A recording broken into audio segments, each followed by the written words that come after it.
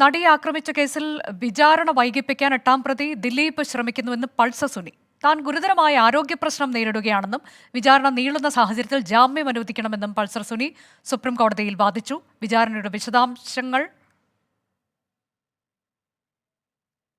അടക്കം മറുപടി നൽകാൻ സംസ്ഥാനത്തിന് കോടതി നിർദ്ദേശം നൽകി. ആർ രാധാകൃഷ്ണൻ വിവരങ്ങളുമായി. ആർ.കെ., പൾസർ സുനിയുടെ ആവശ്യം എന്താണ്? ഇതിൽ കോടതിയുടെ ഇടപെടൽ ഉണ്ടായിട്ടുണ്ടല്ലോ, വിവരങ്ങൾ.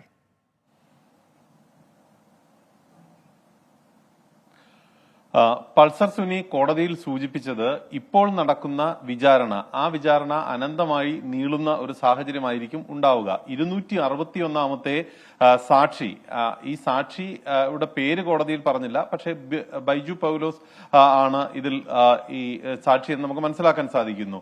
95 ദിവസമാണ് നീണ്ടിരിക്കുന്നത്.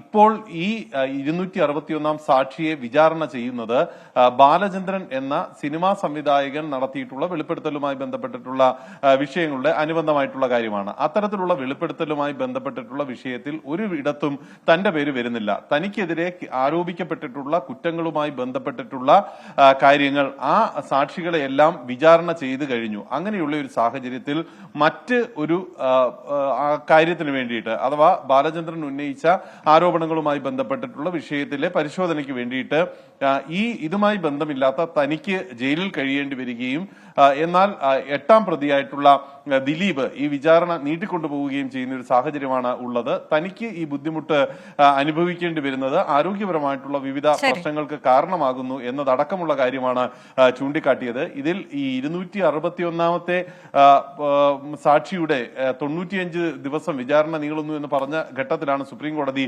ഇതടക്കമുള്ള രേഖകൾ സമർപ്പിക്കാനായിട്ട് സംസ്ഥാനത്തോട് ആവശ്യപ്പെട്ടിരിക്കുന്നത്. 261ാം സാക്ഷിയുടെ മൊഴി അടക്കമാണ് സമർപ്പിക്കേണ്ടത്. അതിനുശേഷം ഈ കേസ് പരിഗണിക്കാമെന്ന് കോടതി പറഞ്ഞിരിക്കുന്നു. സംസ്ഥാനം ആവശ്യപ്പെട്ട സാഹചര്യത്തിലാണ് ഇത്തരത്തിലുള്ള ഒരു സമയം അനുവദിച്ചുകൊണ്ട് ഈ കേസ് മാറ്റിയിരിക്കുന്നത്. ഏതായാലും ആക്രമിച്ച കേസിൽ വിചാരണ വൈകിപ്പിക്കാൻ ശ്രമിക്കുന്നു എന്നതാണ് ദിലീപിനെതിരെ പൾസർ സുനി ഉന്നയിച്ച ആരോപണം. തനിക്ക് ഗുരുതരമായ ആരോഗ്യ പ്രശ്നങ്ങളുടെ ജാമ്യം നൽകണമെന്നതാണ് ആവശ്യം. വിചാരണയുടെ വിശദാംശങ്ങൾ അടങ്ങിയ റിപ്പോർട്ട് സമർപ്പിക്കാനാണ് സുപ്രീം കോടതി കേരളത്തിന് നിർദ്ദേശം നൽകിയത്. വീണ്ടും ഒരു ഇടവേള.